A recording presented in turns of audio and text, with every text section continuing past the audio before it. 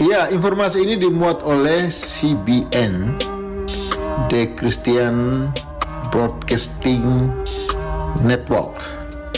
Revolusi Yesus di Iran.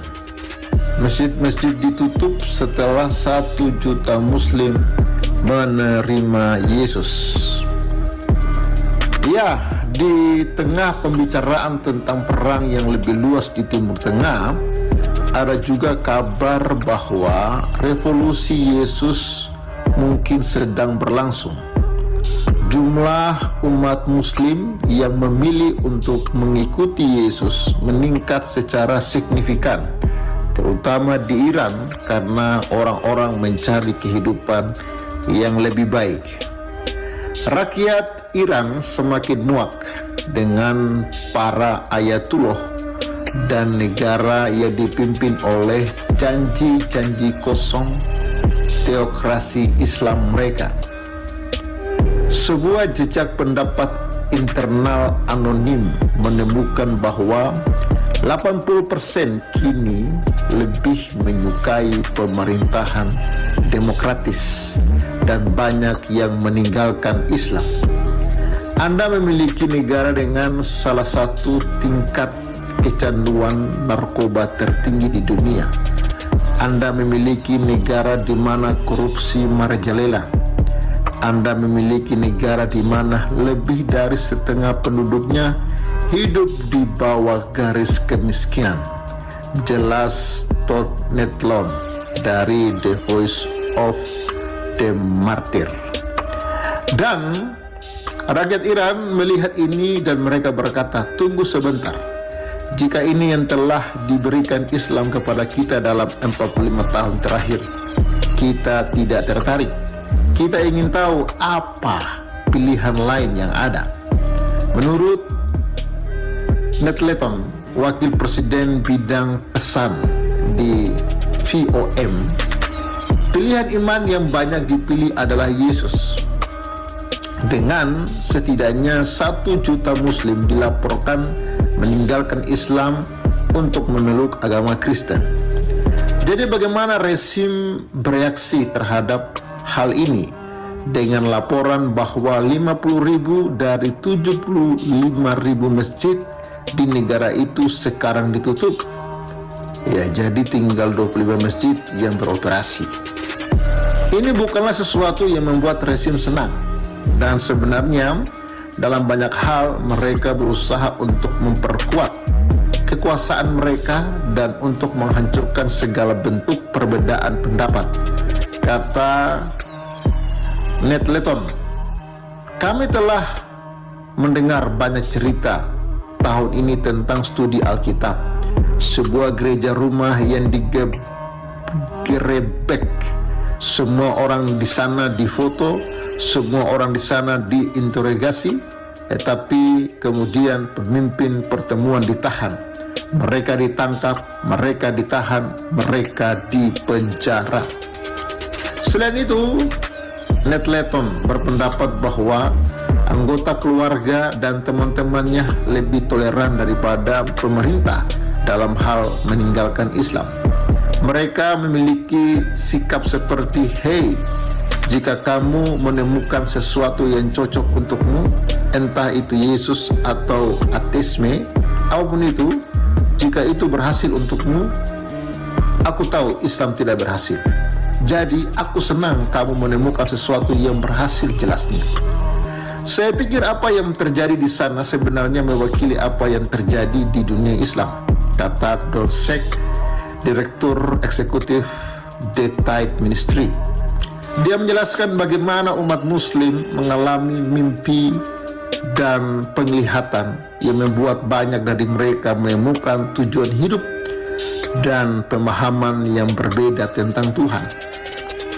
Kami mendapat tanggapan dari para pendengar yang mengatakan, sekarang saya mengerti bahwa Tuhan mencintai saya. Saya telah berpikir bahwa Tuhan ingin menghukum saya. Jelas Sheikh. Dan saya pikir ada kemungkinan yang terjadi di seluruh dunia Muslim, bukan hanya di Iran. Seng mengatakan siaran radio Tide Ministry bahkan mendapat respon positif di Afghanistan, di mana Taliban menimbulkan bahaya besar bagi mereka yang mencari informasi dari umat Kristen rahasia di negara tersebut. Ada banyak kecurigaan. Jika saya bertemu dengan orang-orang ini dan berbagi bahwa saya sekarang seorang yang beriman, apakah mereka benar-benar beriman atau mereka hanya mencoba mengidentifikasi saya, katanya. Ini lebih dari sekedar dikucilkan atau ditolak oleh keluarga. Ini sebenarnya adalah ancaman kematian. Jadi menerima kehidupan baru di dalam Kristus berarti menerima kemungkinan hidup Anda berakhir di dunia ini. Kekristenan juga menyebar di Yaman, di mana Joshua Project melaporkan pertumbuhan umat Kristen hampir 2 kali lipat rata-rata global. Di sebelah Netleton melihat monarki Arab Saudi menjadi sedikit lebih toleran terhadap umat Kristen dan gereja-gereja mereka.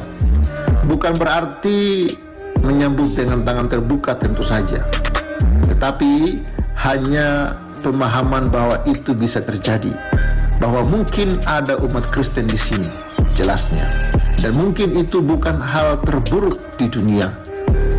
Itu adalah perubahan besar dari apa yang kita lihat 10 atau 15 tahun atau 20 tahun yang lalu. Ini adalah gerakan Roh Kudus yang membawa perubahan yang pada akhirnya dapat mengubah tidak hanya Iran tetapi seluruh Timur Tengah. Ya, memang revolusi Yesus di Iran ini perlu terus kita doakan ya kepada Tuhan supaya Iran benar-benar terlepas dari belenggu negara Islam, belenggu syariat Islam yang selama ini sudah membuat warga Iran menderita. Hanya 2 pilihan bagi mereka di sana. Mereka memilih ateis atau memilih Yesus. Yang penting jangan Islam. Itulah pola pikir yang saat ini sedang terbentuk di masyarakat Iran. Jadi jangan heran ketika kemarin terjadi demo yang sangat besar, ya, karena sudah banyak mayoritas warga Iran sudah muak dan sudah tidak percaya dengan sistem negara Islam. Bagaimana menurut kawan-kawan? Jika Anda suka dengan informasi ini, bantu dibagikan supaya semakin banyak lagi yang tahu dan semakin banyak lagi yang menerima Yesus sebagai Tuhan dan Juru Selamat. Dan salam damai sejahtera bagi kita semua, berjumpa kembali dengan saya di channel ini. Terima kasih bagi teman-teman yang senantiasa setia mendukung dan memberi support dalam perkembangan channel ini, karena saudara dan saya sehat-sehat selalu. Amin. Nah, teman-teman, dia video yang proses kita saksikan bersama, di mana Timur Tengah sangat menghebohkan, menggemparkan apa yang terjadi di sana. Kita berdoa kiranya shalom di Timur Tengah, khususnya Iran, dapat terselesaikan dan dapat mengalami kesejahteraan dan kedamaian antara warga dan juga pemimpinnya. Nah, teman-teman, kita tahu bahwa itu semua tidak lepas dari kontrol dan seizinnya Tuhan. Kalau itu boleh terjadi, itu karena Tuhan yang mengizinkan. Nah, teman-teman, dunia saat ini bisa berubah, apapun bisa berubah, tetapi ada satu yang tidak pernah berubah, yaitu Yesus Kristus adalah Tuhan dan Juru Selamat satu-satunya, dulu, sekarang, dan sampai selama-lamanya. Nah, teman-teman, saya mau mengatakan bahwa Yesus Kristus adalah hanya satu-satunya Juru Selamat saudara dan saya. Jadi oleh sebab itu, kesempatan bagi saudara untuk datang, bertobat, dan kembali kepada Tuhan. Kalau tidak, maka engkau mati dengan dosa-dosamu. Kalau Anda menerima Yesus Kristus sebagai Tuhan dan Juru Selamat, Anda diselamatkan. Dalam Yohanes pasal 14 ayat 6, kata Yesus kepadanya, "Akulah jalan dan kebenaran dan hidup. Tidak ada seorang pun yang datang kepada Bapa kalau tidak melalui Aku." Di sini kita memahami bahwa Yesus sendiri mengatakan, "Akulah jalan, Akulah kebenaran, dan Akulah kehidupan." Tidak ada satupun, ya, perhatikan, tidak ada satupun yang sampai di surga, bahkan di dalam kekekalan, kalau di luar Yesus Kristus. Jadi oleh sebab itu, Anda sekarang datang dan sujud bertobat kembali kepada Allah. Sebab di dalam Kisah Para Rasul 4 ayat 12, dan keselamatan tidak ada di dalam siapapun juga selain di dalam Yesus Kristus. Sebab di bawah kolong langit ini tidak ada nama yang diberikan kepada manusia yang olehnya kita dapat diselamatkan. Perhatikan dalam Kisah Para Rasul 4 ayat 12 ini, Alkitab mencatat bahwa keselamatan tidak ada di dalam siapa. Tidak ada dalam siapapun. Baik para nabi, rasul, dan pelayan-pelayan hamba Tuhan tidak mungkin membawa Anda di dalam keselamatan. Tidak mungkin dapat menyelamatkan saudara. Tetapi hanya dia di sini adalah Yesus Kristus. Hanya Yesus Kristus di bawah kolong langit ini tidak ada nama yang diberikan kepada manusia. Apa nama itu? Nama Yesus Kristus, nama yang berkuasa. Dan di dalam namanya itu kita beroleh keselamatan. Jadi oleh sebab itu di dalam Yesus Kristus ada kepastian kehidupan, ada kepastian keselamatan. Itulah sebabnya di dalam Roma 8 ayat 1 bahwa demikianlah sekarang tidak ada penghukuman bagi mereka yang ada di dalam Yesus Kristus.